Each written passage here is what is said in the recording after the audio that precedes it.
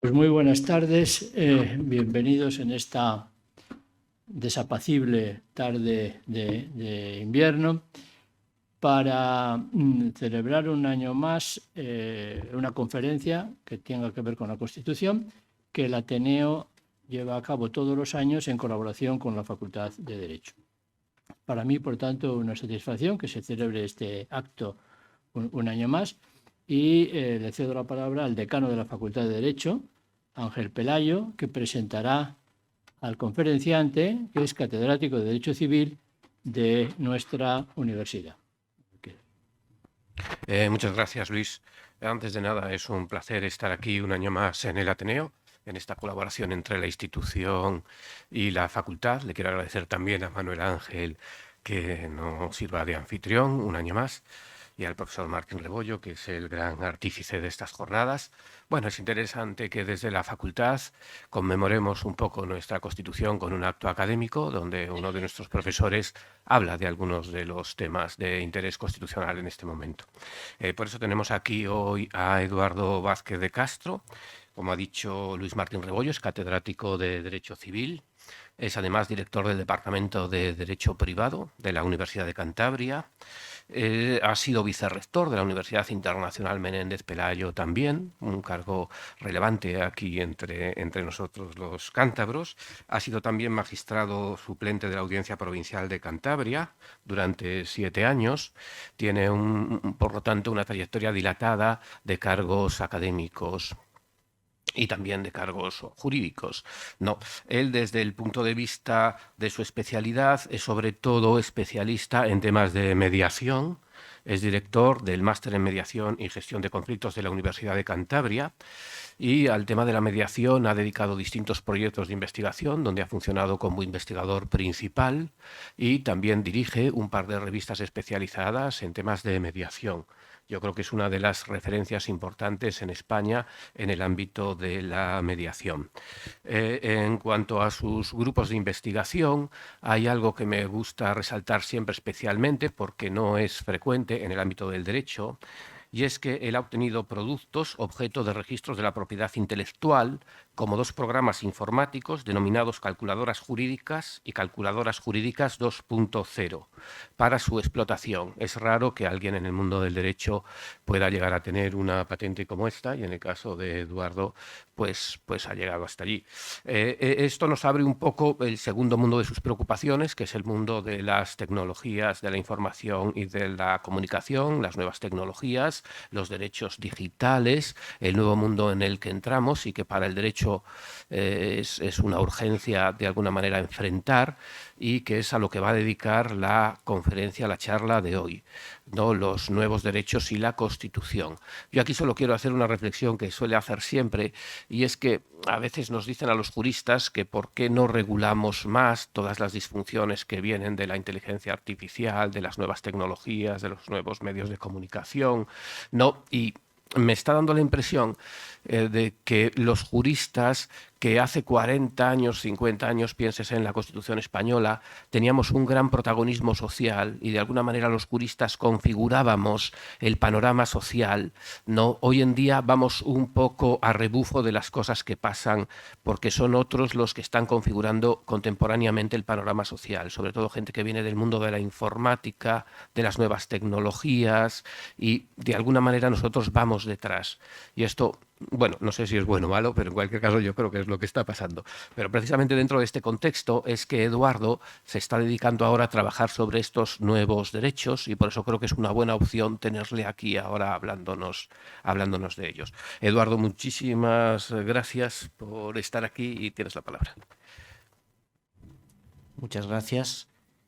Agradezco yo también la invitación, el haberme invitado a dar esta conferencia, tanto al Ateneo, Manuel Ángel, al presidente de la sección, Luis Martín Rebollo, como a la Facultad de Derecho y a su decano, que pensaron en mí para dar esta conferencia. Y la primera parte que voy a tratar de explicar o de transmitir es más bien de reflexión, un poco sobre la situación en la que nos encontramos de esta última generación de derechos fundamentales y cómo encajan o pueden encajar en nuestro marco constitucional, y la segunda parte va a ser un poco de provocación. Entonces vamos a empezar por casi excusar mi especialidad para hablar de esto, porque el derecho civil, para quien no esté familiarizado con el derecho, es un derecho muy clásico, muy tradicional. Nuestra norma principal en derecho común aquí en España es el Código Civil, que es de 1889. Sigue en vigor, con muchas reformas, evidentemente, y trata de las relaciones entre particulares.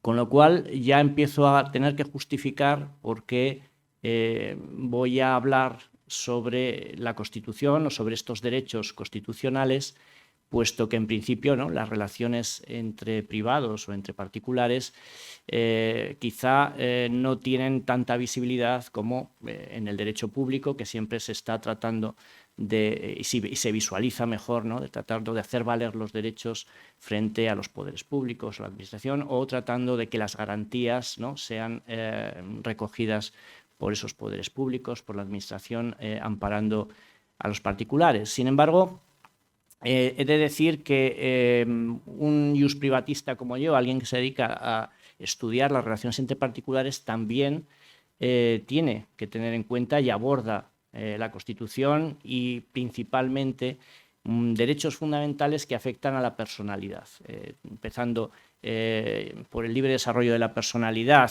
de cualquier persona. El centro es siempre la persona, el eje sobre el que se mueve el derecho civil, tanto en sus relaciones personales como en sus relaciones económicas o relaciones patrimoniales.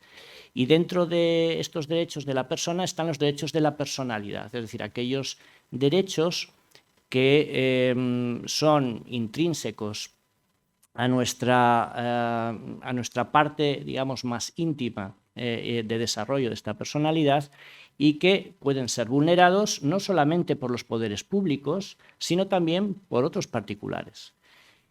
Esto es lo que, con esta palabra en alemán que pongo ahí en la presentación, Rechtswirkung, los alemanes enseguida pensaron que debía ser objeto de estudio. ¿Puede los derechos fundamentales recogidos constitucionalmente ser objeto de algún tipo de vulneración por una persona privada? Y en este caso, ¿se podría acudir a los tribunales para reclamar que se restablezca el derecho fundamental? Esa sería un poco la pregunta, ¿no? El Tribunal Constitucional alemán dijo que sí, que el hecho de que se pudiese considerar una discriminación entre particulares que vulnerase la dignidad de la persona era algo que debía ser amparado por los tribunales, y en determinadas ocasiones se dijo, pues en el derecho, por ejemplo, de asociación, si alguien es excluido por razones que van en contra de su dignidad, raza, sexo, etcétera, tendría que ser restituido en su derecho, podría acudir a los tribunales para que fuese objeto de reparación. Esto se ha extendido y luego hay otros derechos que sí que afectan más, quizá este se vea un poquito más lejos, pero que sí que afectan más a las relaciones entre particulares, como son la vulneración de derechos fundamentales como el honor, la intimidad personal y familiar, en la propia imagen. Es verdad que estamos muy acostumbrados a ver ahora en televisión, sobre todo en redes sociales, como cada vez es más frecuente que los excesos verbales, ¿no?, hacen que vaya escalando la agresividad a la hora de expresarse, insultos, etcétera, entre personas que tienen cierta relevancia pública, y eso es lo que aparece en los medios de comunicación, y sin necesidad de que tengan relevancia pública, también sucede bueno, pues entre particulares que bueno, no están de acuerdo en sus ideas, en sus opiniones y resultan especialmente agresivos en sus respuestas o en sus formas de expresarse. Atentan contra el honor, a veces atentan contra la intimidad personal y familiar, si hacen fotos o las manipulan, etcétera. Y también pues, pueden dañar a la propia imagen, ¿no? Esto sería un poco algo que justifica, en cierta manera, que alguien que se encarga de estudiar las relaciones entre particulares también pueda hablar de derechos constitucionales, como los que vamos a hablar, estos derechos humanos fundamentales y libertades públicas que vienen recogidos en nuestra Constitución, artículos 14 a 30, y que bueno, se han venido clasificando en una serie de generaciones, ¿no? La primera generación se hablaba, la más clásica, de la libertad, ¿no? El liberalismo de finales del siglo XVIII, principios del siglo XIX, los derechos individuales. La segunda generación serían los derechos que tratan de la igualdad, los derechos económicos y sociales. La tercera generación, que es quizá la que todo el mundo considera como más reciente, son los derechos colectivos, los derechos de solidaridad o derechos emergentes. Podemos pensar incluso los más, digamos, de más reciente cuño, como puede ser derechos ambientales, etcétera. Y la última generación o la cuarta generación, que es de la que yo voy a hablar o voy a tratar de hablar, incluso para cuestionarla, serían los derechos que tienen que ver con la era digital, con todo lo que se refiere a la innovación tecnológica, la globalización, todo lo que tiene que ver con Internet, que en el fondo hay quien dice, bueno, es que esta nueva generación no es una generación en sí de derechos nuevos. Realmente lo que sucede aquí es que hay un nuevo entorno, que es el entorno digital, y los derechos clásicos o los derechos de la primera, segunda y tercera generación se tienen que adaptar a ese nuevo entorno digital, pero realmente no son derechos nuevos, no se crean ex novo, sino que son los referidos a la libertad, los referidos a la igualdad, los referidos a estos derechos colectivos o de solidaridad, pero claro, teniendo en cuenta nuevos factores, ¿no? Este nuevo factor que es la tecnología. Y aquí a mí siempre me gusta referirme a un artículo, bueno, siempre en esto vienen siendo pioneros por razones obvias, ¿no? de posicionamiento en el mercado digital o en el mercado de la economía digital, los Estados Unidos son los que más patentes, bueno, están siendo ahora sobrepasados por China, pero los que más número de patentes en explotación tienen. Aunque quizás haya un sorpaso y pronto China sea el que tenga más patentes, sin embargo, en volumen de explotación económica de esas patentes, sin duda alguna, es Estados Unidos la que de largo lleva mucha ventaja. Y entonces siempre en Estados Unidos van un pasito por delante que en el resto de países. Nosotros en Europa tratamos un poco de emularlos, es decir, hay una especie de, tratamos de, por mimetismo, ¿no?, acercarnos a sus referentes y es verdad que yo cuando escribo sobre estos temas, codirijo una revista de Derecho y Nuevas Tecnologías, la revista Aranzadi, Derecho y Nuevas Tecnologías. La mayor parte de la bibliografía que utilizamos viene del mundo del common law, del mundo angloamericano. Y hay un artículo que se titula Cyber Law, que es Derecho Cibernético, podríamos traducir, o Derecho de los Caballos. Y siempre son muy creativos los estadounidenses en todo, ¿no? Al escribir incluso artículos jurídicos que se nos tacha en general, ¿no?, de ser muy prosaicos, un poco aburridos, ¿no?, en la prosa jurídica, ellos, sin embargo, buscan llamar la atención, buscan un poco impacto. Y esto de derecho cibernético y derecho de los caballos se refería a que en el momento en el que en la Universidad de Michigan se plantea el incorporar una asignatura nueva en los años 90 del siglo pasado sobre cyberlaw, sobre derecho cibernético, derecho de la tecnología, el decano se niega en rotundo y dice que de ninguna manera, por encima de su cadáver, van a incorporar a una facultad de Derecho con tanta tradición una asignatura que él consideraba que tenía poca sustancia, porque todo lo que se refería al derecho de la tecnología era perfectamente encajable en el derecho tradicional. Y ponía el ejemplo, dice, porque si estamos en el estado de Minnesota, que es un estado de una gran tradición ecuestre, también tendríamos que poner, por ese motivo, el derecho de los caballos. De tal manera que tendríamos una asignatura de derecho de los caballos donde veríamos la compraventa de caballos, pero ¿para qué la queremos si tenemos ya la compraventa? Lo que hay que hacer es aplicarlo a la especialidad de los caballos. El juego y apuesta para las apuestas de caballos, que tampoco necesitamos porque ya regulamos el juego y apuesta. Todo el ámbito sanitario, por ejemplo, las normas sanitarias respecto a la ganadería equina, que tampoco necesitamos porque ya tenemos nuestro derecho administrativo, etcétera, con lo cual es innecesario. Bien, este sería un poco un planteamiento, es decir, no existe esta cuarta generación de derechos, no la necesitamos porque adaptando el resto de los derechos que ya conocemos nos serviría. Bueno, esta es una primera posición que yo creo que es la que podemos empezar a cuestionar, ¿no? ¿Hace falta o no hace falta? ¿Hay nuevos derechos humanos fundamentales o son los de siempre adaptados? Bueno, la verdad es que es verdad que hay un poco de todo. Y yo creo que el problema es que estamos tratando quizá de estirar, ¿no?, esta nueva creación de derechos, y ahora vamos a ver que se aprobó el año pasado una Carta de Derechos Digitales en España, promovido por la Secretaría de Estado, que bueno, pues hace un elenco. A propósito, una de las ponentes es una profesora de la Universidad de Castilla-La Mancha, discípula del profesor Luis Martín Rebollo, la profesora de la Sierra, que bueno, pues la verdad es que ahora vamos a ver, es un grupo de expertos que hace un trabajo importante para visualizar o para poder intuir si esta carta o estos nuevos derechos realmente son tal, si merecen protección, de qué manera, si se les tiene que dar garantías, etcétera. Bueno, ¿a qué derechos nos referimos? Esta es la Carta de Derechos Digitales, está publicada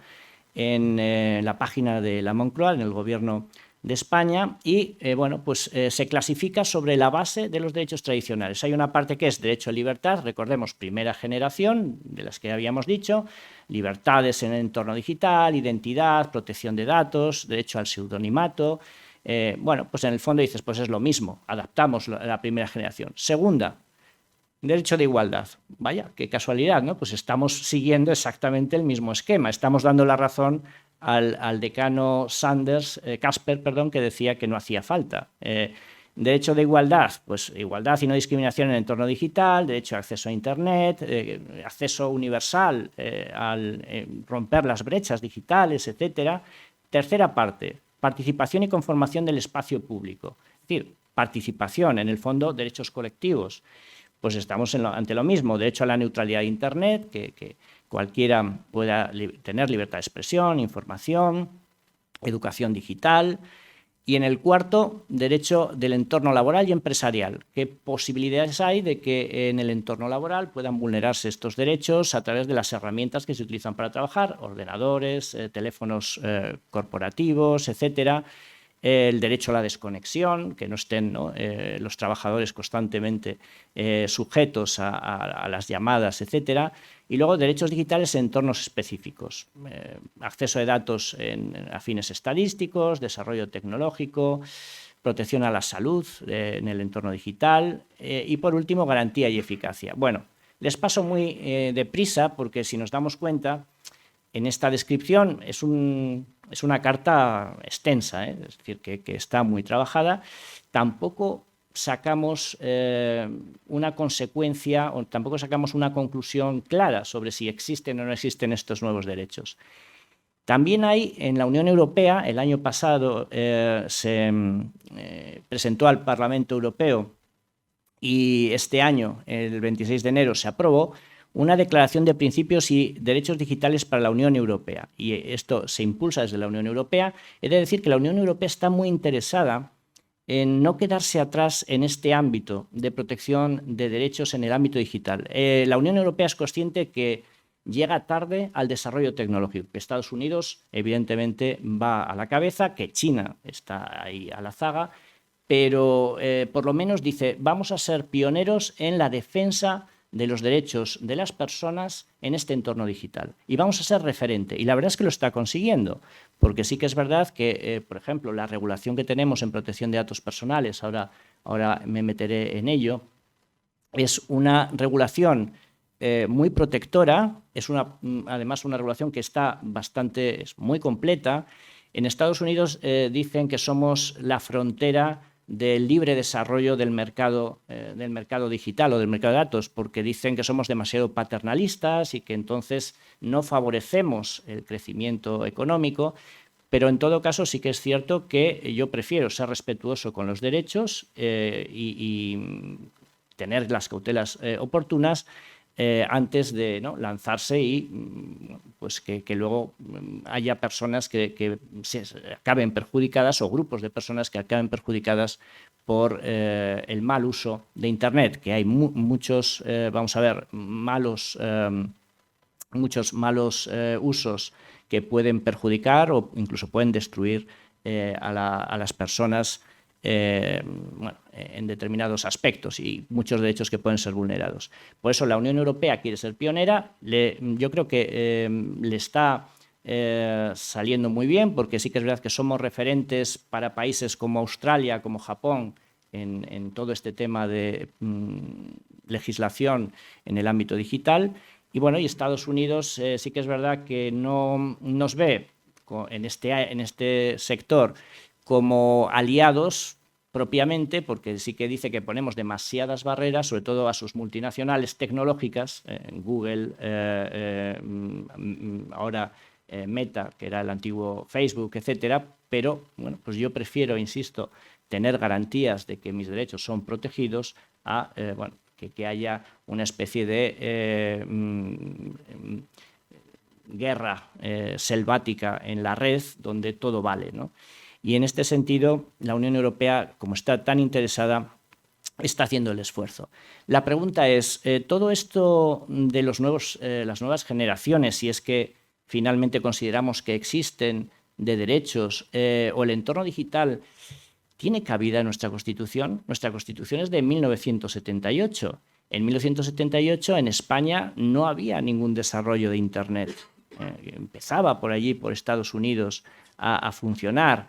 ¿De qué manera nosotros podemos buscarle algún encaje si es que consideramos que hay nuevos derechos, si los derechos ya están configurados en la Constitución? Bueno, pues tenemos un artículo, que es el artículo 18.4 de nuestra Constitución, que se refiere a un derecho que no es del entorno digital, es un derecho clásico de la personalidad, que es el derecho al honor, intimidad personal y familiar y propia imagen, que está desarrollado luego en una ley del año 1982, la ley orgánica del año 82, y que además, bueno, pues es una ley bastante buena, que está pensando precisamente en lo que en general en el mundo, en el ámbito anglosajón, se llama como protección de la privacidad o de la privacy, ¿no? El honor, intimidad personal y familiar y propia imagen. Pero tiene un punto 4, es este, que se refiere a la libertad informática. Y se refiere a la libertad informática para tratar de poner algún tipo de límite, de control. Nos dice el 18.4, la ley limitará el uso de la informática para garantizar el honor y la intimidad personal y familiar de los ciudadanos en el pleno ejercicio de sus derechos. Es decir, estamos ante una previsión ya en el año 1978 de la Constitución española de que probablemente ese desarrollo tecnológico, esa informatización, esa automatización de muchos trámites y gestiones que se pueden hacer a través de la informática, sin todavía ni siquiera pensar en el desarrollo que tenía Internet, debería ser limitado, igual que se limita el derecho a la propiedad. En el artículo 33 dice, bueno, vamos a buscar un equilibrio por si acaso esto puede resultar peligroso. Bien, de este apartado 18.4, de ese apartado 4 del artículo 18, el Tribunal Constitucional genera un nuevo derecho. Aquí sí que el Tribunal Constitucional dice, esto es un nuevo derecho. No es el derecho al honor, intimidad personal y familiar y propia imagen. Es un derecho autónomo, es un derecho independiente, que es el derecho a la protección de datos personales. Y además habla de que este nuevo derecho fundamental, que surge de la libertad informática, tiene que ser recogido en una ley especial. Una ley especial que no sea la Ley Orgánica 1/1982 de protección al honor, intimidad personal y familiar y propia imagen, que es un derecho propio que tiene que tener su propia ley y que, por lo tanto, debe tener su propio desarrollo legislativo y reglamentario. En estas sentencias que recojo ahí, que como vemos son ya hace 20 años de la última, se configura realmente este nuevo derecho. Con lo cual, aquella primera pregunta, ¿no?, de si realmente surgen nuevos derechos o es una adaptación, aquí vemos que sí que pueden surgir nuevos derechos. ¿Por qué la protección de datos es un nuevo derecho? Porque sí que es verdad que cuando no existía Internet o cuando no estaba informatizado en ningún sistema, alguien tenía ficheros, ¿no? Imaginémonos un negocio, tenía ficheros de sus clientes, normalmente en papel, guardados en unos archivadores o donde les quisiesen guardar, pero no tenían la posibilidad que hay con un ordenador de cruzar datos de forma automatizada o semiautomatizada para sacar perfiles de esos clientes, preferencias, etcétera. Si además no solamente jugamos con esa base de datos que puedes tener de tus clientes, sino que juegas con todos los datos que hay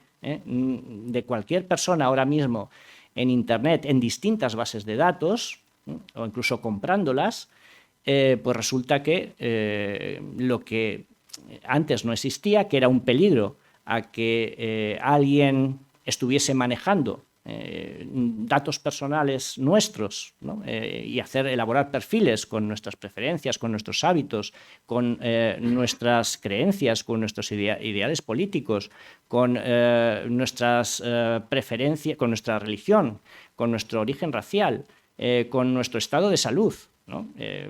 Si están cruzando todos estos datos, imaginémonos, ¿quién me va a hacer un seguro de vida si saben que soy propenso por mi lugar de nacimiento, por mis características físicas, por mi genética, de tener cualquier enfermedad crónica? Bueno, pues algo que incluso ni el propio afectado puede saber, resulta que cruzando datos te discriminan porque se hace un pronóstico, un algoritmo, inteligencia artificial, aquí empezamos a meter el concepto de inteligencia artificial, hace un pronóstico sobre que determinadas personas o tipos de personas que clasifican, ¿no?, y que buscan estereotipos, pues no son buenos clientes para determinado tipo de productos o de seguros y ya les excluyen o quedan apartados. Bien, pensemos también alguien que en un momento determinado tiene una deuda. Una deuda que bueno, pues no puede afrontar el pago en el momento en el que la deuda está vencida y pasa a una famosa lista de morosos, como se conocen vulgarmente, o ficheros comunes, que es como se conocen técnicamente. Bueno, estamos seguros que a ningún banco o entidad de crédito a la que acuda o recurra le va a dar crédito, porque todas están conectadas informáticamente, cruzarán los datos y dirán que ese no es un cliente solvente y, por lo tanto, no le van a dar crédito. Cuando a lo mejor no es cierto, porque alguien puede tener puntualmente, ¿no?, un retraso, una mora y solventar la deuda y punto. El problema es cuando no se actualizan esos ficheros y sigue apareciendo esa persona como morosa cuando ya no lo es. Incluso hay un caso tremendo en el que alguien ni siquiera era moroso y estaba en las listas famosas negras de morosos por el hecho de que en un momento determinado usaba una cuenta corriente, como todos sabemos que funcionan, en la que al mismo tiempo era un autónomo, hacía ingresos de sus clientes y pagos a sus proveedores. Está esperando que le pague un cliente en determinada fecha, no le hace el ingreso y la cuenta corriente sí que tiene que hacer un pago a un proveedor. Y en ese momento, en el balance, sale un saldo negativo, en números rojos, y automáticamente le ponen de moros. Bueno, no es moroso, porque según el Código Civil, para ser moroso, no solamente hace falta que tengas una deuda que esté vencida, líquida y exigible, sino que hace falta que te reclamen. Y el señor ni siquiera sabía que tenía la deuda, porque fue un desajuste que provocó automáticamente, nadie le avisó y al día siguiente le ingresó el cliente, le ingresó el cliente y ya no era moroso, ¿no? Y sin embargo, directamente la entidad de crédito le pasa al fichero de morosos.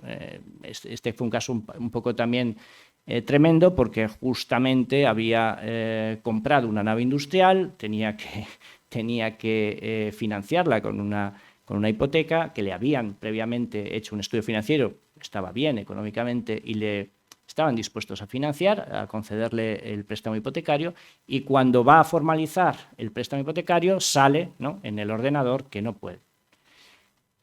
No pueden financiarle, el vendedor, perdón, le pide que le pague el precio, él no puede pagar, finalmente pierde la nave, además se corre la voz, 1129, el resto de acreedores piensan que es insolvente, dan por vencidas anticipadamente las deudas, concurso de acreedores, un desastre, ¿no?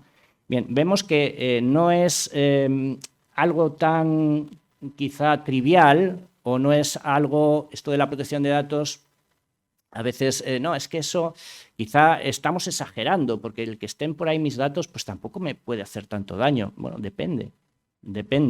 Puede que sean usos inocuos, es que solo lo usan para usos comerciales, es que tampoco, ¿no?, el que te llegue publicidad, pues a lo mejor te puede interesar. O a lo mejor no son tan inocentes o tan inocuos esos usos que hacen, porque no sabemos hasta qué punto comercializan con esas bases de datos. De hecho, hay un mercado, uno que es transparente porque tiene el consentimiento de los afectados, de datos de personas, y otros que es un mercado negro de lo que llaman las lagunas de datos, donde entidades meten ahí todos sus datos para luego venderlos, ¿no? Luego hablaremos de algún caso. Con lo cual, este derecho sí que es nuevo, esto no existía antes. Ahora tenemos una huella digital en el momento en el que usamos el teléfono. Ya no digo entrar en Internet, un teléfono, cualquier teléfono. Ya por el hecho de comprar un teléfono, un smartphone, o sea, con conexión, ya tenemos huella digital.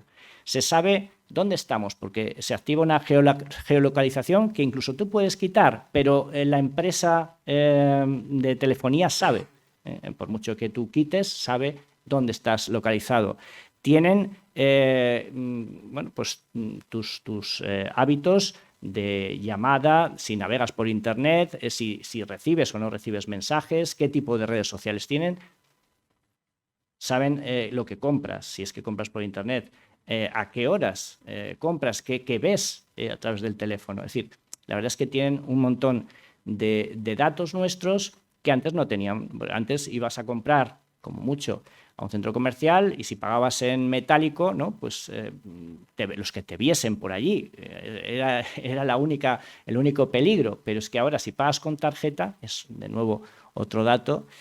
Hace poco hubo una sentencia en Estados Unidos donde se condenaba a una empresa, Geocities, porque ofrecían a los niños, luego hablaremos de la protección de los menores, que son los que mejor, ¿no?, son nativos digitales, los que mejor conocen el uso de Internet, pero también los que a más peligros se enfrentan.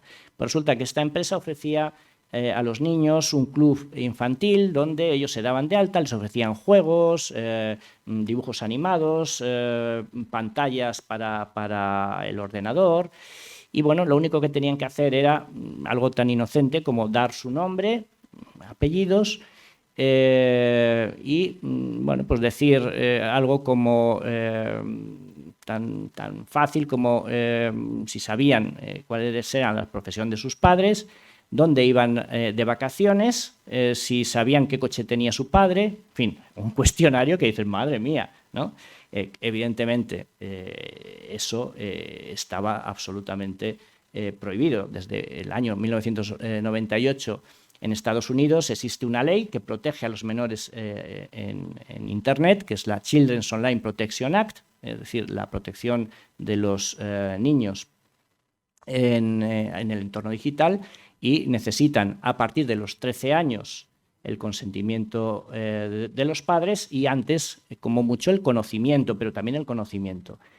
Por eso, en España, que estábamos muy alejados, ahora estoy hablando del año 98, hemos tenido una ley de protección de datos anterior a esta, ahora vamos a ver, donde no se refería en absoluto a los menores. No había ninguna referencia. Y se producían situaciones tan duras y tan paradójicas como la situación que se produjo con el caso de Marta del Castillo, que tenía un perfil abierto en Facebook y que resulta que, bueno, todos sabemos la tragedia, ¿no?, del caso, y resulta que cuando se sale a los medios, pues todo el mundo acude a ver el perfil. Piden los padres que cierren y bloqueen, vamos, que cancelen el perfil, y Facebook dice que no, que los datos, que se lean los términos de uso y que los datos se han cedido a Facebook, que es la titular de los datos que se han subido ahí, y que el único que puede cancelarlos es el propio interesado, que evidentemente no podía hacerlo. En España no teníamos una directiva como la que tenemos ahora del año 2016, ni teníamos una ley como la actual del 2018, y no decía nada. Al final tuvieron que pactar. Curiosamente, la Agencia de Protección de Datos española no pacta con nadie, directamente pone las sanciones y punto. Pero en ese caso tuvo que pactar con Facebook para decir, bueno, es que es verdad que en Estados Unidos son 13 años, aquí 13 años, pues la verdad es que no hay ninguna ley que lo establezca. En teoría tendría que ser 18, porque si no hay ninguna ley que lo establezca, y llegaron a un pacto de 14 años y evidentemente que bloqueasen. Al final accedió Facebook. Ahora mismo sí que es verdad, ha cambiado la directiva del 2016, el Reglamento General de Datos de 2016 de la Unión Europea establece que los países pueden, desde los 14 hasta los 16, establecer que pueden acceder los menores. En España se decidió que eran los 14 años y, bueno, pues esa es la situación actual. Por lo tanto, ¿estamos ante una nueva generación de derechos? Pues viendo este caso a lo mejor sí, porque este es un derecho que desde luego no se nos... ni siquiera podíamos tener la intuición, ¿no?, de que podía existir el derecho al control propio de los datos. Y es algo que nuestra Constitución permite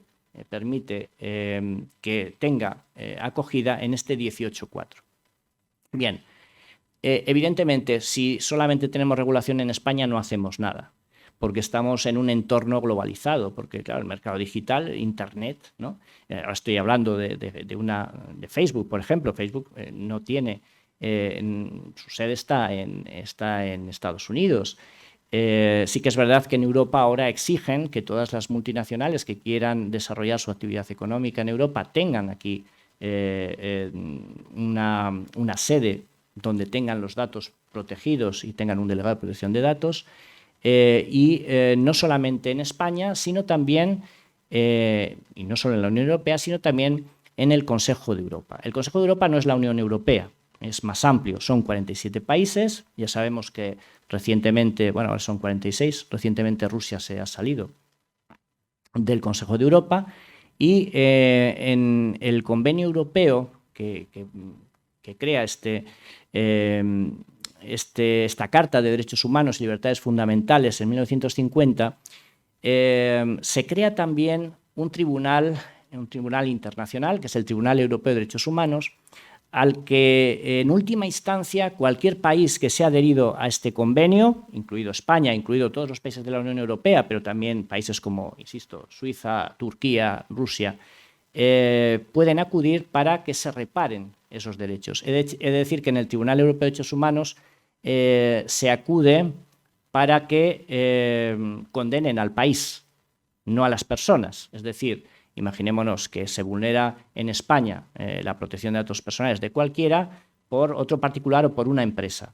No se va contra la empresa, sino se va contra España, que no ha puesto todos los medios a su alcance para proteger a ese nacional, a esa persona, y ha acudido a los tribunales españoles, agotando la jurisdicción ordinaria, acudiendo al Tribunal Constitucional, no se le da la razón, y tienen como última instancia el Tribunal Europeo de Derechos Humanos. Bueno, pues en el Tribunal Europeo de Derechos Humanos hay sentencias donde ya se recoge este derecho desde hace mucho tiempo. El último caso ha sido un caso que ha llamado mucho la atención. En el 2018 hubo una primera sentencia, en el 2019 la segunda, que es el caso López Rivalda contra España. Digo que es un leading case, un caso, digamos, un caso de referencia, ¿no? Es un caso que saltó también a los medios de comunicación españoles porque el caso era el siguiente. Resulta que López Rivalda era una de las que reclamaba el amparo de su derecho a la protección de datos personales o de la privacy, porque sí que es verdad que ella alegaba varias cosas. No era ella sola, eran un grupo de señoras que pedían que se las amparase porque España no las había, se había vulnerado su derecho de la privacidad en sentido amplio, honor, intimidad personal y familiar, propia imagen y protección de datos, es decir, iban con toda la artillería y España no les había hecho caso. ¿Cuál era el caso? El caso era el siguiente. López Rivalda y las otras demandantes eran cajeras de un supermercado, concretamente de Capravo. Digo el nombre del supermercado porque no está protegido por la protección de datos personales, porque la protección de datos personales se refiere solo a las personas físicas, es decir, personas naturales, no a las personas jurídicas. De hecho, la definición que da de datos el Reglamento General de la Unión Europea y la ley española es información asociada a una persona natural, identificada o identificable. Con lo cual, bueno, pues, las personas jurídicas están excluidas. He de decir que hay países que incluyen también a las personas jurídicas dentro de la protección de datos, por ejemplo, Estados Unidos, que curiosamente no tienen tanta protección a los datos. Ya he dicho, nos dicen que somos paternalistas y que somos la frontera del libre mercado, pero sin embargo ellos les dan protección de datos a las personas jurídicas, porque tienen otro concepto. Ellos son más prácticos, más economicistas y dicen, en lugar de ser un derecho fundamental de la personalidad, como lo es en Europa, en Estados Unidos, la protección de datos personales o la privacy, también de las personas jurídicas, es más un derecho de propiedad. El derecho de propiedad en España no está dentro de esos derechos y libertades fundamentales que dan lugar al recurso de amparo, artículos 14 al 30, sino que está en el 33. Y además, todos sabemos que la propiedad está en España y en otros países sometido a la función pública, ¿no? O limitado por la función pública. Con lo cual es un derecho fundamental, pero limitado relativo. Y ellos dicen que la protección de datos es la property of personal data, la propiedad de los datos personales. Entonces tienen un concepto diferente y dicen también las personas jurídicas, las empresas sobre todo, tienen este derecho a la propiedad de sus datos personales. Nosotros, que somos mucho más protectores de este derecho, para nosotros es un derecho a la personalidad, que además lo centramos más en la persona natural o física, no pasa nada por no entender que están incluidas las personas jurídicas porque tenemos otras vías.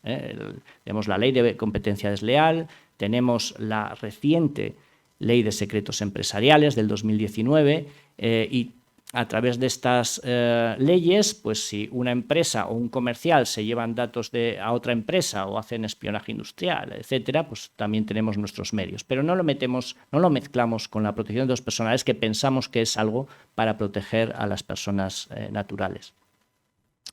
Entonces, en el convenio europeo, en este caso, que os decía, volviendo López Rivalda contra España, las cajeras consideran que se ha vulnerado su derecho a la protección de datos personales, incluso a la propia imagen y a la intimidad personal y familiar.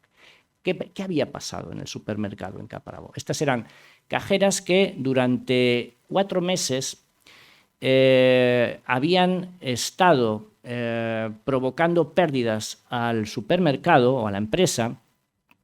Inicialmente empezaron 25.000 euros el primer mes, 40 y pico mil el segundo mes, el último mes ya hasta 70 y pico mil euros. ¿Cómo se provocaban estas pérdidas? No se sabía. ¿Y qué hace la empresa?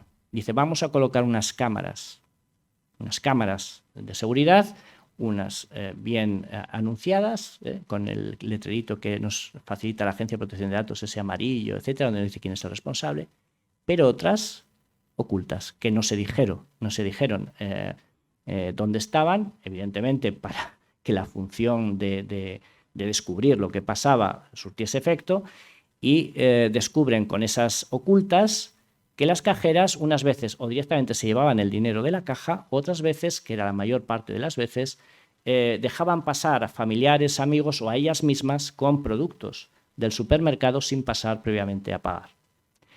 Claro, cuando se descubre el resultado, ¿no?, de la vigilancia, se las despide.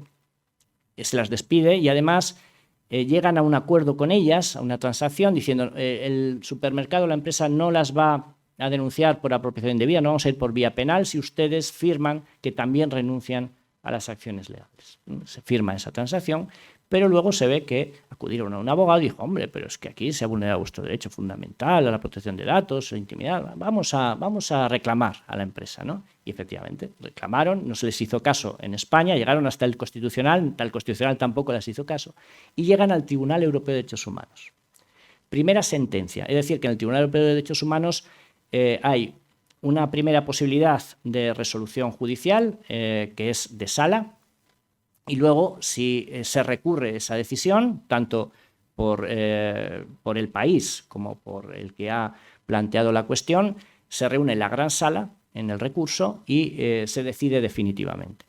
En la primera sentencia, curiosamente, se da la razón a las cajeras.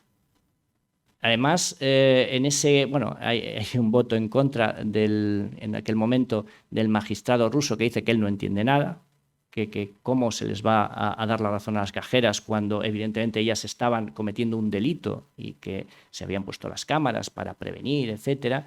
Pero lo que se dice en la primera sentencia es, consideramos que es verdad, bueno, también ellas pedían que el despido fuese improcedente, indemnizaciones, etcétera, ¿no?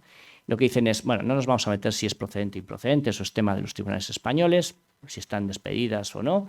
No nos vamos a meter en el tema penal, nosotros nos metemos exclusivamente con el tema del derecho fundamental. Y el derecho fundamental creemos que ha sido vulnerado, porque efectivamente se han captado imágenes de estas trabajadoras sin previamente haberlo advertido y sin haber tenido su consentimiento, con lo cual pues se está haciendo un tratamiento indebido de sus datos. Curiosamente no habla de la intimidad personal y familiar, porque la intimidad personal y familiar no se cumple en un lugar de trabajo. Porque la intimidad personal y familiar es eso, personal y familiar. Si estás en un lugar público, en un lugar de trabajo, no tienes esa protección de la intimidad personal y familiar, pero sí tienes la protección de datos personales. Y una imagen es un dato.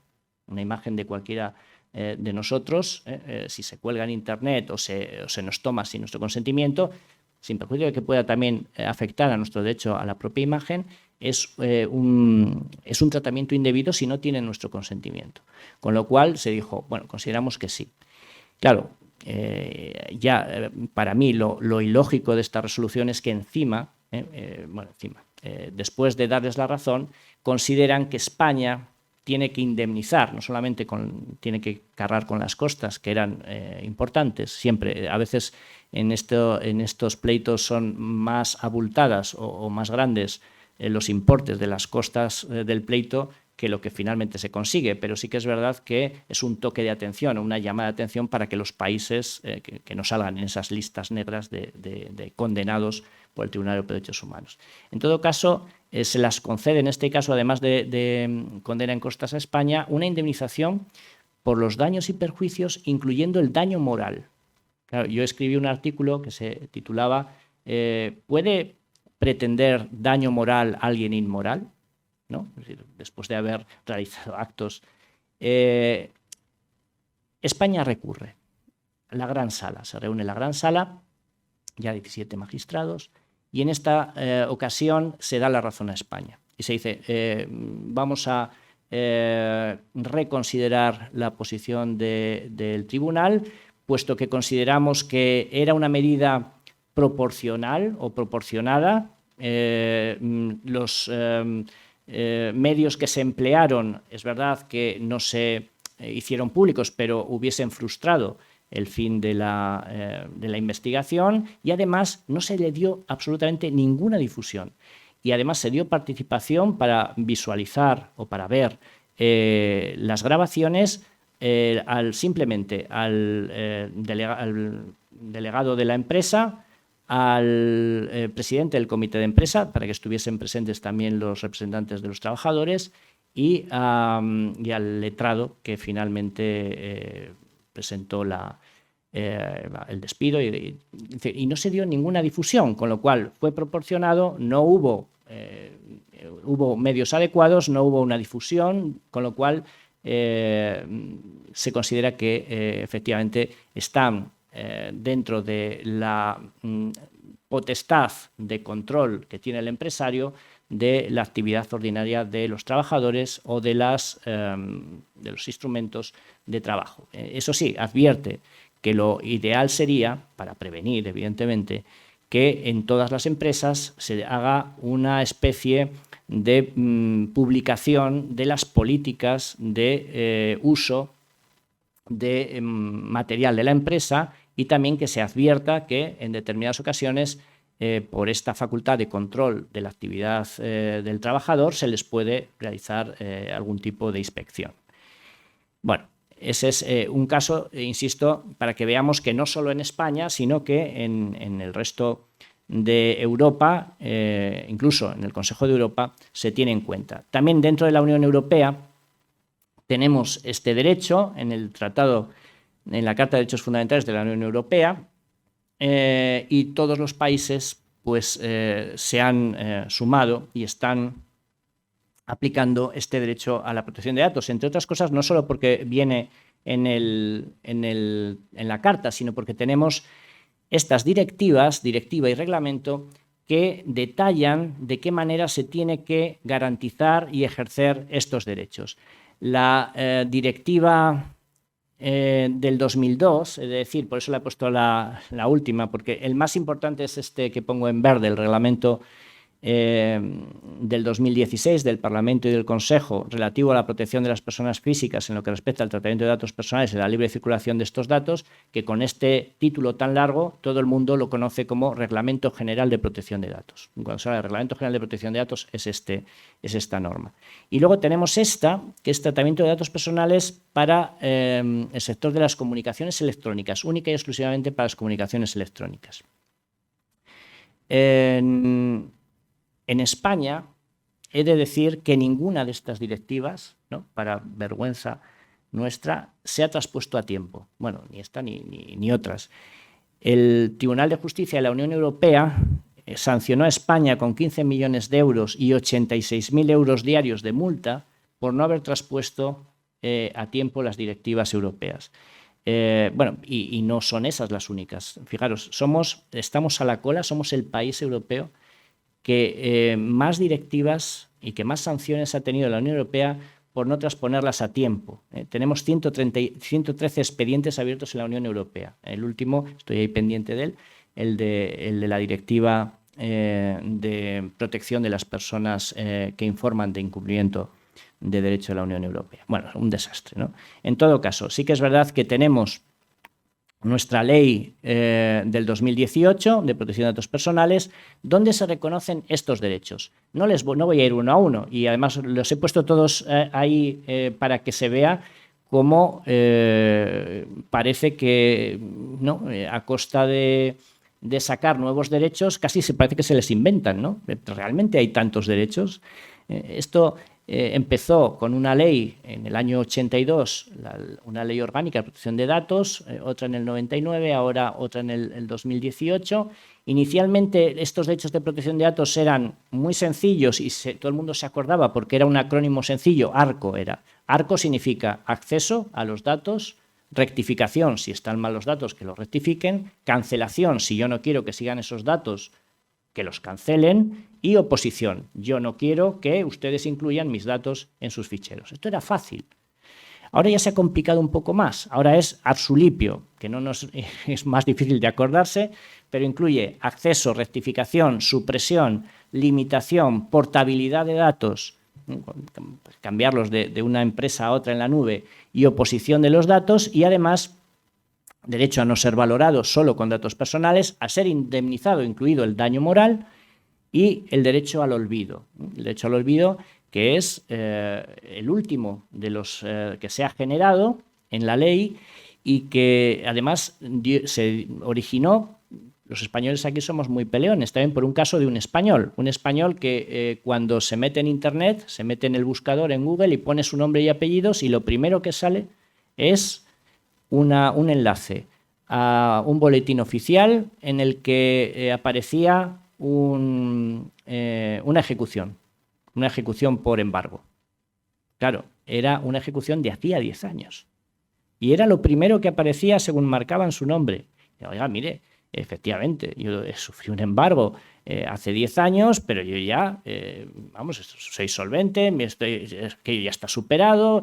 ¿Y cómo es que sigue apareciendo aquí? Entonces, yo necesito que esto desaparezca y emplea, digamos, sus recursos para ir, en este caso, como va por vía de la Unión Europea, al Tribunal TJUE, al Tribunal de Justicia de la Unión Europea, y le dan la razón. Dice, es verdad, porque ¿qué decía Google? Decía, hombre, nosotros no publicamos los datos, es el boletín oficial, y el boletín oficial los tiene que tener, porque si usted quiere que en esa subasta pública donde se hace la ejecución acudan postores y el precio sea alto, tendrá que dársele publicidad, ¿no? Y entonces, yo no soy... Dígaselo al boletín oficial, que lo cancele.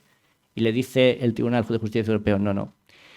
Sería imposible que cualquier particular supiese el boletín oficial concreto de la comunidad concreta, de la fecha concreta donde este señor fue objeto de publicación. Si no existiese el buscador, no se produciría el problema. Dice, usted es responsable y tiene que quitar, cuando a usted le pidan, esa información obsoleta o inadecuada de las personas. Y ahí viene el derecho al olvido, que se ha incorporado en el Reglamento General de la Unión Europea a raíz de esa sentencia y en nuestra ley actual.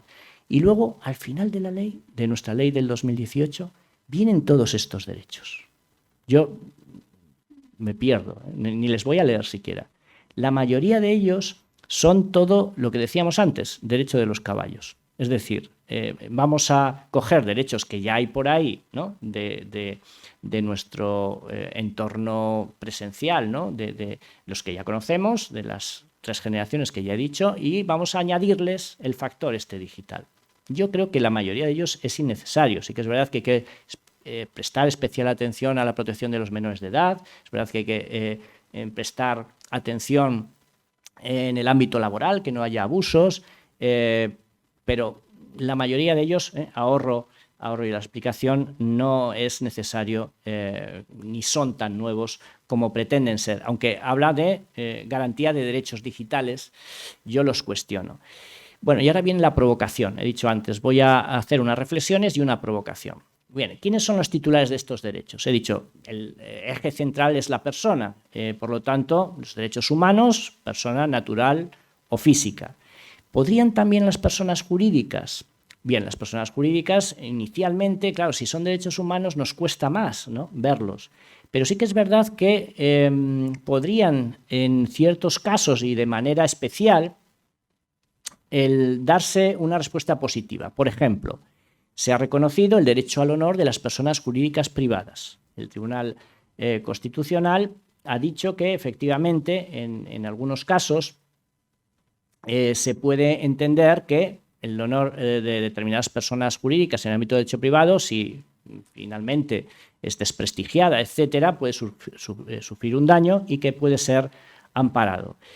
Y lo que a mí más me ha llamado la atención, que ha pasado desapercibido, es que en la reciente ley de secretos empresariales del año 2019, que transpone también una directiva justo ahí fuera del plazo, pero bueno, no tuvimos sanción por esta, una directiva europea, reconoce a las empresas que se les indemnice cuando se vulnera su derecho, ¿no?, de secretos empresariales, con no solamente los daños que todos podemos imaginarnos, ¿no?, los daños de daño emergente, pues resulta que he tenido estos perjuicios porque me has llevado las bases de datos y no puedo contactar con mis clientes, o resulta que las has utilizado y he dejado de ingresar X dinero, o me has quitado esta patente, o me has quitado... Bueno, no solamente con eso, con el daño emergente y el lucro cesante, sino con el daño moral.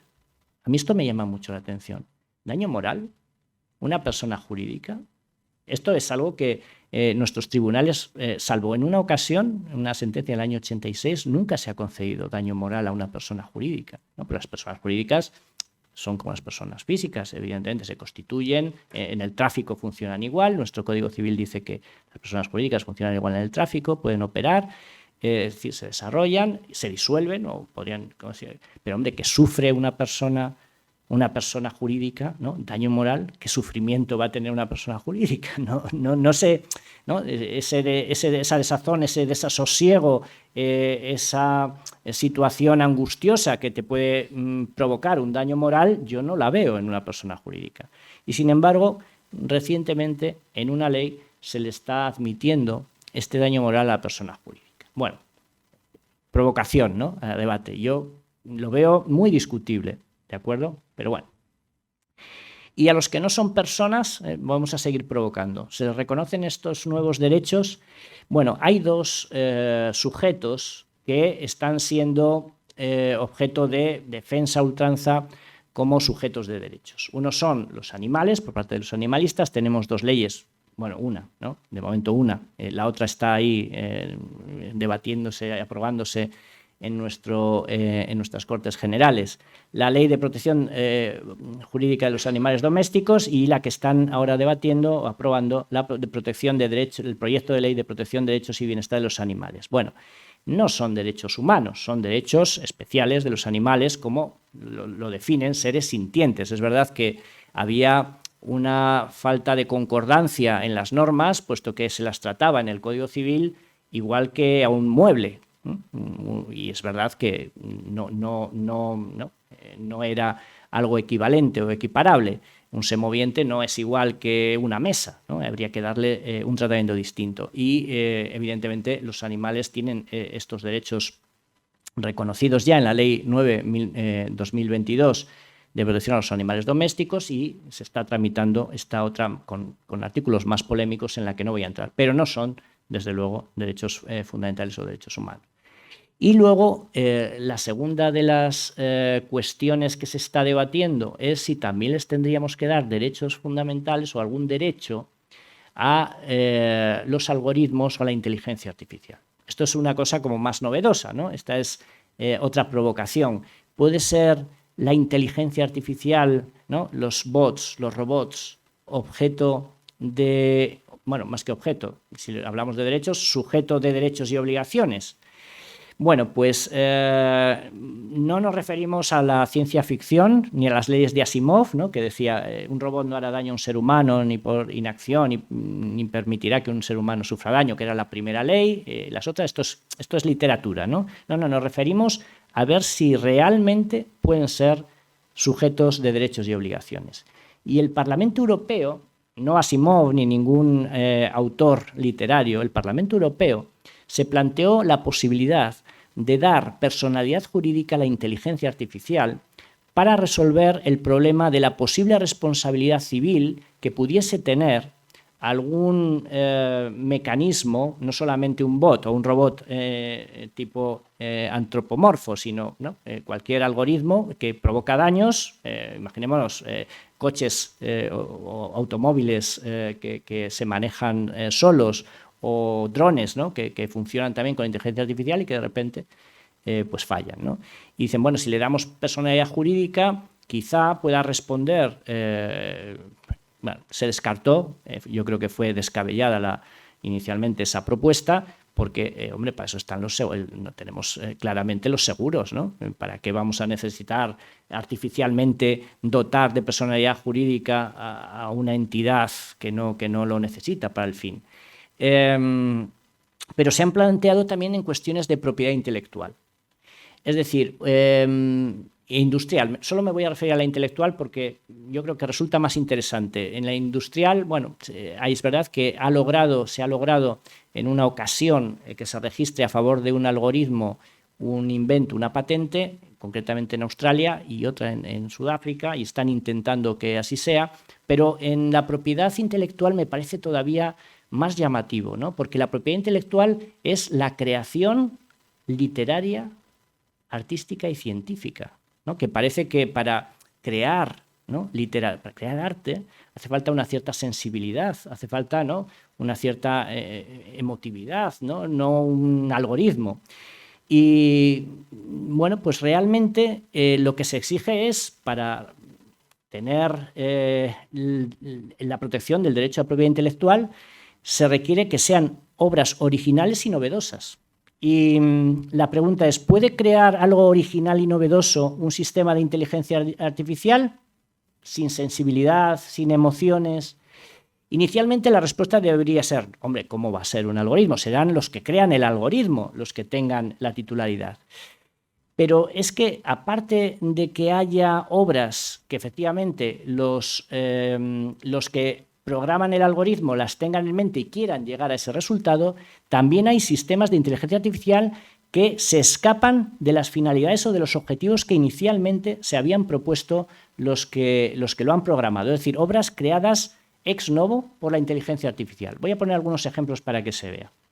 Bueno, hay muchas cuestiones legales sobre la inteligencia artificial, no me voy a meter en eso, me interesa más lo último.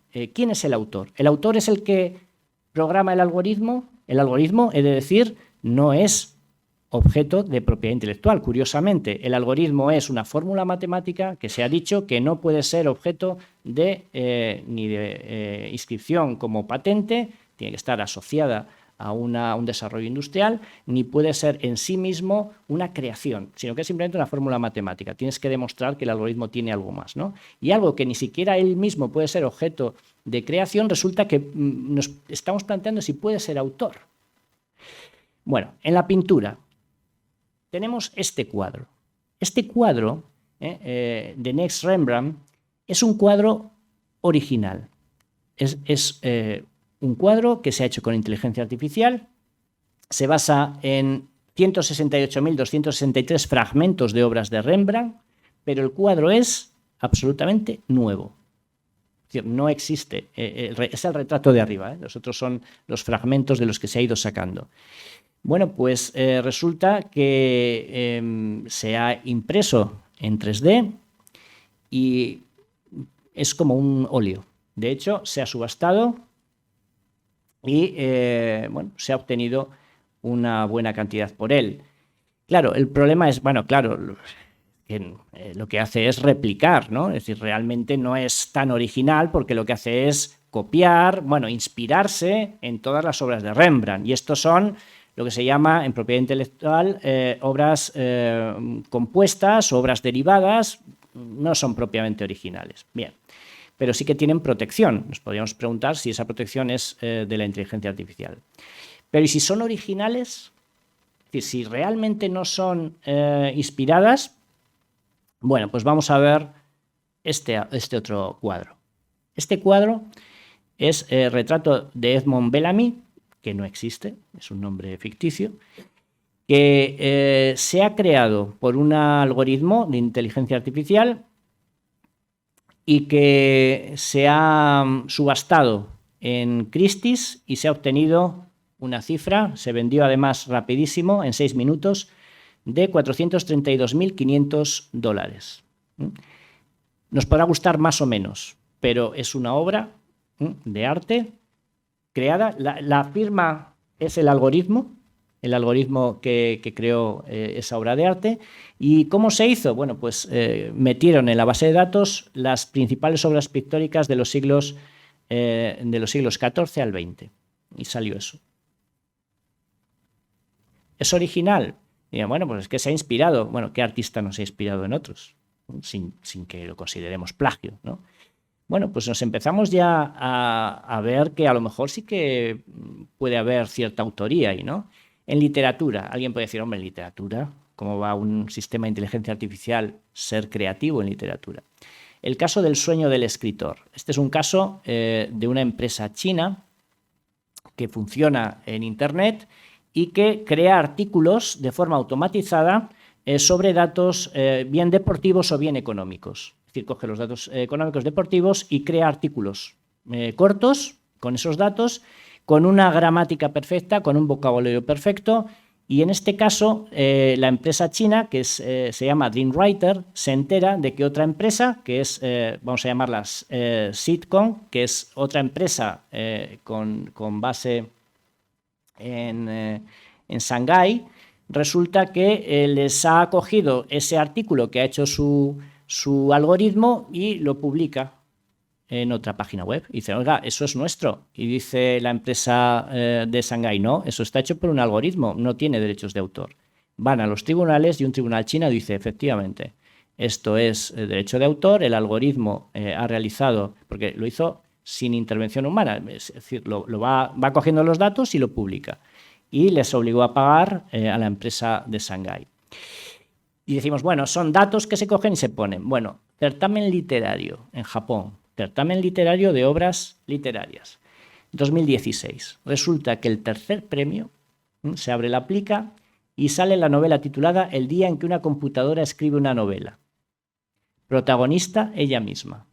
Y se descubre que quien había redactado la novela era un algoritmo de inteligencia artificial. He cogido un extracto, porque claro, yo digo, ¿cómo puede ser? ¿No? Estos japoneses son muy, a lo mejor, no sé, abstractos también escribiendo y leyendo. Bueno, pero es que si leemos el texto, la verdad es que se nos queda, yo creo, se nos rompen los esquemas, se nos queda un poco la boca abierta. Dice así este fragmento: me retorcí de alegría, que experimenté por primera vez y seguí escribiendo con entusiasmo. Convulsionó el mundo el día en que una computadora escribió una novela. La máquina, dando prioridad a la búsqueda del placer propio, dejó de trabajar para los humanos. Impresionante. Que esto lo escriba un algoritmo. Con lo cual, claro, ya digo, los esquemas se nos empiezan ya a diluir, ¿no? Lo que creíamos que no podía ser. En música, bueno, hay una aplicación que es esta, que nos pone a disposición de cualquier usuario la posibilidad de componer. Tú le metes tus canciones favoritas o le dices cuáles son tus canciones favoritas y a través del algoritmo te crea una canción o un fragmento musical que puede resultar más o menos de tu gusto. Pero luego tenemos este otro, el proyecto Magenta, que es de Google y que ha creado o crea melodías, se supone que sin ningún tipo de inspiración. Bueno, el que tenga interés, ahí está en YouTube, Magenta, lo puede buscar, ni siquiera lo pongo porque no merece la pena. O sea, no es como la obra literaria. Con lo cual nos podemos plantear si realmente hemos de descabalgarnos de esa concepción de que el derecho de autor tiene que ser antropocéntrico. He de decir que el derecho de autor también se da en las fotografías, en las meras fotografías incluso, no las que están pensadas especialmente. Y hay un caso, este es el caso Naruto, no sé si alguien lo conoce, de un macaco negro de Indonesia que se hizo un selfie. Cogió la cámara del reportero que estaba haciendo el reportaje, él se descuidó y en un momento determinado el propio mono se hizo esta foto. Resulta que Wikipedia, realmente Wikimedia Commons, que es la empresa, cogió la fotografía y la hizo viral. Cuando se entera el fotógrafo, dice, hombre, esa fotografía es mía, voy a reclamar derechos de autor. Y le dice Wikicommons que no es suya, que la ha hecho el mono. Con lo cual entiende que no tiene que pagarle derechos de autor al fotógrafo, puesto que no empleó ningún tipo de voluntariedad a la hora de hacer. Bueno, llegó a un tribunal de California y el Estado de California dice que efectivamente, se persona una ONG de defensa de los derechos de los animales que dice, no, los derechos no son ni del fotógrafo ni del mono, son míos, que yo defiendo los derechos de los animales. Bueno, ¿qué dijo el Tribunal de California abrumado por tanta gente que pretendía ser autora? Dice, bueno, aquí veo que el animal no puede ser sujeto de derecho de autor, voy a considerar que es de dominio público. Y considero que era de dominio público. Con lo cual ganó ahí Wikicommons. No obstante, el fotógrafo no está de acuerdo y lo ha vuelto a plantear en Reino Unido, él es inglés. Bueno, al final lo que hace es la inteligencia artificial coger datos de aporte, el software, y crea un dato de producción. Por ejemplo, todos estos pronósticos de tiempo son todos hechos por inteligencia artificial. ¿Qué dice nuestra ley en España? Recordemos, viene de la propiedad, es una propiedad especial, viene en la Constitución, artículo 33, como cualquier otra propiedad, que está limitada, ¿no?, por la función social. Y en la ley de propiedad intelectual, en el año 96, se dice: la propiedad intelectual de una obra literaria o artística, científica, corresponde al autor por el solo hecho de su creación. ¿Quién es el autor? Bueno, pues el artículo 5 nos lo deja muy claro. Se considera autor la persona natural que crea alguna obra literaria, artística o científica, y añade: no obstante, de la protección que esta ley concede al autor se podrán beneficiar también personas jurídicas, pero no incluye, evidentemente, otros beneficiarios. Y el artículo 10 dice: solo son propiedad intelectual las creaciones originales, literarias, artísticas o científicas expresadas por cualquier medio o soporte tangible. Bien, de esto que sacamos, junto con la Declaración Universal de Derechos Humanos, que también reconoce este derecho, pues que hoy en día solamente pueden ser creadores de propiedad intelectual las personas físicas, porque el artículo 27.2 de esta Declaración Universal del año 48 también dice: derecho de toda persona, ser humano, a la protección de esos intereses morales y materiales. Pero claro, es una declaración del año 1948. A lo mejor también habría que replanteárselo. En todo caso, sí que es complicado reconocer estos derechos morales, aunque después de ver esa ley de secretos empresariales ya no me sorprende nada, a un algoritmo. Bueno, ahora mismo la conclusión es que la inteligencia artificial no puede ser autora. Hay otros mecanismos, hay una solución conservadora, más conservadora, que dice: bueno, los otros mecanismos serán, pues, diciendo que es propiedad industrial, que es secreto empresarial, que es competencia desleal. El peligro es, bueno, si no protege suficientemente estos productos, pues quizá estemos en desventaja respecto de otros países, ¿no? Porque a lo mejor el problema también puede ser, también puede haber algoritmos que empiecen a bloquear todos los registros de propiedad industrial e intelectual, metiendo ahí cualquier cosa, y luego cuando alguien realmente cree algo que resulte ser más artístico, resulta que diga: no, esto ya está aquí. Otorgar personalidad jurídica a la inteligencia artificial, algo que yo considero actualmente descabellado y sin ningún resultado objetivo. Darle al robot o al bot una personalidad jurídica no te lleva a nada. Y otra solución intermedia es decir: bueno, pues que tengan un derecho parecido al de autor, que no sea el de autor. Esta es la solución que dieron en Australia en un tema de patentes.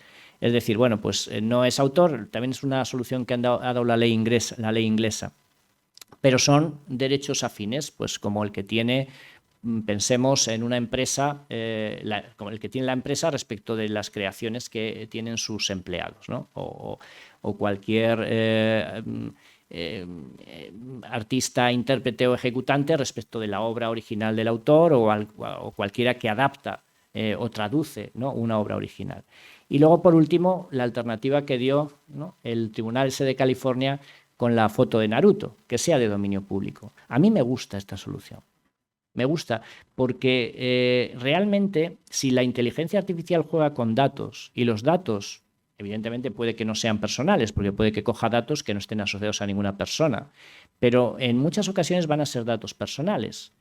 Y una de las formas de revertir o de devolver, en cierto modo, ¿no?, eso de lo que se está beneficiando el algoritmo, que son los datos personales de mucha gente, ¿no?, de ingentes, de millones y millones de personas, que vuelva al dominio público, a mí me parece algo muy poético. Es decir, bueno, pues esto, si lo ha hecho un algoritmo y se demuestra que lo ha hecho un algoritmo, que sea de dominio público, porque se han empleado datos, no sabemos de cuántas personas o cuántos millones de personas, pero en el fondo también vuelve en general al público. Bien, veremos lo que decide la Unión Europea, porque esto es lo que se está debatiendo ahora mismo en la Unión Europea. Lo dejo aquí, no me extiendo más. En todo caso, me gusta acabar con en este tipo de presentaciones de innovación, con esta frase de Mariano José de Larra, que, bueno, en su momento, en 1833, decía que le gustaba, él era muy afrancesado, como sabemos, y decía que cuando nos comparemos con los extranjeros, en este caso, ¿no?, con Estados Unidos o con aquellas potencias que tienen o que dominan, ¿no?, las patentes, la propiedad intelectual, la tecnología, que sea para prepararnos para un porvenir mejor que el presente y para rivalizar en nuestros adelantos con los de nuestros vecinos. Si podemos ganar, ¿no?, en protección de derechos en el entorno digital, yo creo que sería una buena comparación respecto de los que a lo mejor nos llevan una cierta delantera en lo que es puramente tecnología. Muchas gracias.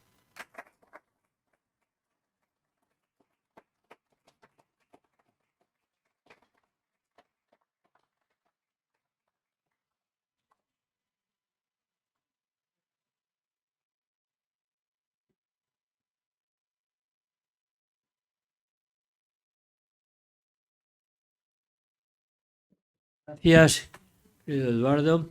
Como ven, un mundo nuevo que de alguna manera conecta también con las bases de fondo de la Constitución, que son los derechos. Es decir, han ido evolucionando, estamos en otro mundo, pero al final nacen de esa concepción del hombre que empieza en el siglo XVIII y que nuestra Constitución pega un empuje que ahora probablemente pues hará falta actualizar, desarrollar, concretar, a la vista de esta apasionante charla que hemos tenido esta tarde, que nos ha abierto un mundo de sorpresas y de novedades. La personalidad jurídica de los algoritmos, la personalidad jurídica de los animales. Me pregunto yo también si tiene derechos morales el mal menor, que acaba de ser considerada la primera persona jurídica en una ley muy reciente. Bien, como siempre, en muy poco tiempo tenemos, pero si alguien quiere hacer alguna pregunta al autor, sí. Gracias por la conferencia, lo primero, y preguntarle, igual que está hablando todo el tiempo de esos posibles derechos del algoritmo o de inteligencia artificial, la responsabilidad, igualmente, si hay un algoritmo que mata o un robot que, lo que sea, cometen errores o destruyen o lo que sea, ¿quién es la responsabilidad? ¿Quién tiene la responsabilidad jurídica de afrontar esa pérdida o ese daño? Sí, esa es la parte que más cerrada tiene la Unión Europea. Esa sí que está, yo creo, mejor encauzada. Lo que se ha establecido en la Unión Europea, además se han establecido varios tipos de riesgos en la inteligencia artificial, y en función del tipo de riesgo que lleve aparejada la inteligencia artificial o el sistema o el desarrollo del sistema, se va a considerar, se va a clasificar en alto riesgo, bajo riesgo o incluso prohibidos. Si entramos en los de alto riesgo, se exigen mayores garantías y la responsabilidad además se establece solidaria, es decir, no solamente responde el que ha diseñado el algoritmo o el que ha programado el algoritmo, sino que también lo va a responder solidariamente la empresa que lo explota, la que lo distribuye o lo vende y también incluso aquellos usuarios que manipulan la inteligencia artificial. Pensemos que efectivamente nos venden un dron, por poner un ejemplo de algo que puede causar daños o que ha causado daños, y nos dejan, es verdad, tiene un sistema de inteligencia artificial que puede sobrevolar con determinados parámetros, pero el que mete los parámetros, etcétera, te dejan meterlo como usuario. Pues también responderían si se demuestra que efectivamente intervino ese usuario destinatario que puede manipular ese sistema de inteligencia artificial. Y el problema aquí es de prueba. Es decir, la pobre víctima del daño, el pobre dañado con la inteligencia artificial, ¿cómo va a poder demostrar? Bueno, y aquí sí que es verdad que se ha abordado, es decir, tenemos varias opciones. El sistema clásico, la culpa o negligencia, hay que demostrar la culpa, hay que demostrar el nexo de causalidad de esa negligencia con el daño y hay que demostrar el daño. Aquí, para evitar esa dificultad de alguien que sale dañado, dicen, bueno, vamos a invertir la carga de la prueba. No es una responsabilidad puramente objetiva, pero sí que es verdad que si no se puede determinar o no se puede descubrir dónde estuvo el fallo, pues que respondan. Y sí que les obligan a facilitar al máximo la prueba de dónde, por qué se pudo originar el fallo, puesto que quienes mejor lo pueden determinar son los que diseñaron, programaron o distribuyeron. Y en ese sentido yo creo que estamos bastante bien regulados. Lo cierto es que también deberían tener previsto, cosa que todavía no lo está, un sistema potente de seguros para que ante cualquier evento dañoso pueda el seguro, evidentemente, responder. A seguros obligatorios me refiero.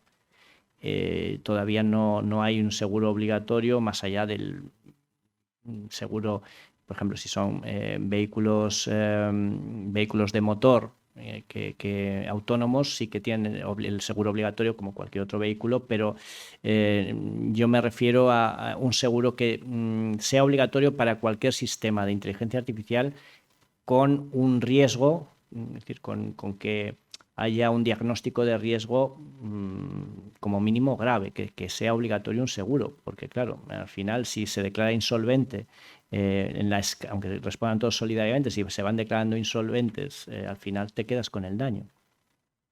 Ese sería un poco el sistema que está ahora mismo diseñándose en la Unión Europea.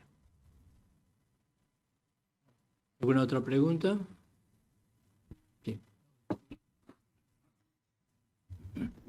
Sí, yo me pregunto cómo se verían todas estas cuestiones que ha explicado usted desde el punto de vista chino.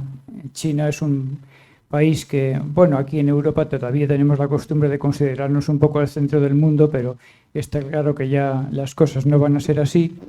Ha hablado usted de la comparación entre el derecho jurídico de las instituciones y de las corporaciones en Estados Unidos, nos ha comparado con Estados Unidos, pero habría que mirar hacia China. Y estoy pensando en una conferencia que dio aquí, no sé si era un militar especializado en relaciones internacionales, alguien, porque él hablaba del muro informático chino, de que ellos tienen su internet restringida y tal, y alguien le preguntó entre el público cuánto tiempo podría resistir China a una globalización más amplia, a un empuje de una internacionalización más. Y él dijo que no, que la pregunta no era esa, la pregunta era cuánto tiempo podría resistir Occidente a un sistema de muro fuerte como el de China. Y como el sentido de los chinos, el sentido de la privacidad no tiene nada que ver con el nuestro, y quizá vamos hacia allá, yo me pregunto si dentro de 10 o 20 años quizá las cosas que aquí hemos estado planteando a lo mejor parecerían infantiles o sin sentido, no lo sé.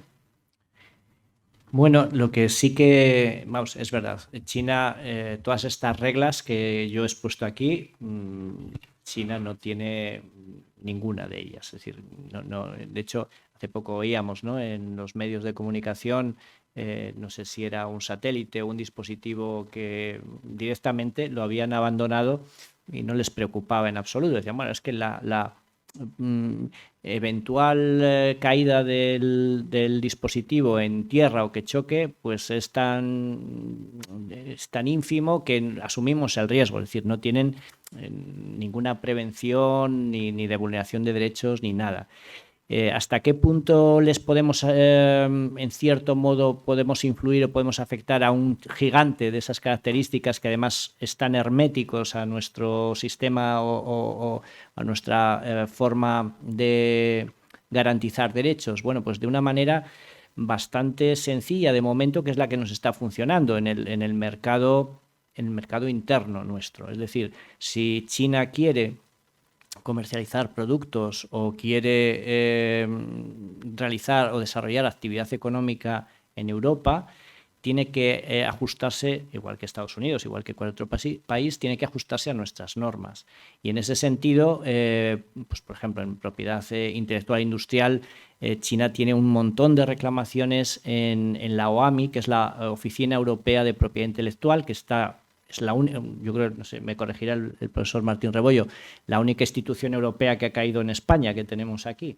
Bueno, pues en todos los procedimientos abiertos se personan las empresas chinas y tratan de defender sus posiciones conforme a nuestra regulación, igual que en tema de protección de datos. Es decir, si ellos quieren llegar al mercado europeo, saben que tienen que ajustarse al mercado europeo. Y ahí sí que esto que dice Estados Unidos de que somos un poco la frontera del... Bueno, pues en este sentido yo creo que hacemos bien, porque si no ponemos estas reglas, el problema es que abrimos una veda salvaje, ¿no?, entre quienes no respetan absolutamente ningún derecho. Si no pones tú los límites, aunque puedas parecer muy estricto, y yo he de decir, hombre, por ejemplo, la primera sentencia esa que he dicho, hay otras, de López Rivalda contra España, me parecía casi insensato, ¿no? Decir, hombre, ¿cómo dices que se ha vulnerado un derecho cuando ha habido un delito flagrante y si no se ponen esas cámaras? Bueno, pues a lo mejor la pretensión o lo que quería el tribunal en primera instancia es, bueno, es verdad que parece injusto, pero nos interesa la seguridad jurídica y a lo mejor esto es decirle a las empresas, bueno, pues preventivamente, para que no roben, ustedes pongan las cámaras y adviertan antes a sus empleados o adviértanles. Podemos poner cámaras porque sin que ellos lo sepan pueden vulnerar sus derechos. Preferimos el mal menor, digamos, de que hayan tenido esas pérdidas económicas porque efectivamente sus trabajadoras les han robado, a el mal mayor, que es vamos a permitir que ustedes pongan cámaras y vulneren los derechos generalmente de todos sus trabajadores. Bueno, hay que guardar un equilibrio, pero la única forma de parar, digamos, esa posible entrada de países que no respetan ningún derecho o que invadan, entre comillas, ¿no?, un mercado, países que no se atienen a ninguna regla, sería precisamente lo que estamos haciendo, decir, no, aquí no. Ustedes, si quieren desarrollar su actividad económica, tendrán aquí que tener una sede y aquí responderán en su caso si provocan daños, etcétera. Es la única manera. Ahora, si nosotros queremos exportar o queremos hacer algo fuera de España, esto nos perjudica, pues no sé si nos perjudica o no. Desde luego somos, y por eso luchamos yo creo, por mantener esta credibilidad, somos más confiables. Es decir, alguien si en la OAMI pasa, ¿no?, eso, hablando con los funcionarios de la OAMI, si en algo ganamos es en competitividad, porque saben que si compran algo a una empresa europea o española, van a tener más garantías que si la compran a una empresa china. Y por esa vía, ahora que nos lleguen a invadir o no sé. Muy bien, pues no podemos seguir adelante. Quería decirles dos cosas. Una, a propósito de esta sentencia famosa y tan espectacular, que a pesar de todo España es de los países menos condenados del Tribunal Europeo de Derechos Humanos. Y lo que pasa es que las 3 o 4 cosas que salen en los periódicos, pues la quema de la foto del rey, este caso, pues la doctrina Parot, es decir, son 6 o 7, pero 3 veces menos que Francia, menos que Alemania, infinitamente menos que Italia. De modo que, salvo Dinamarca y algunos otros países que de poca entidad en ese sentido, estamos en el estadio alto, primera circunstancia. Y la segunda cosa es, aparte de felicitar al conferenciante, a Eduardo, de ahí sacar una conclusión que yo creo que nos deberíamos tener todos grabadas, que frente al simplismo reinante, reivindicar la complejidad de las cosas. Y por consiguiente también el valor del derecho para afrontar a la complejidad. Nada más y muchas gracias.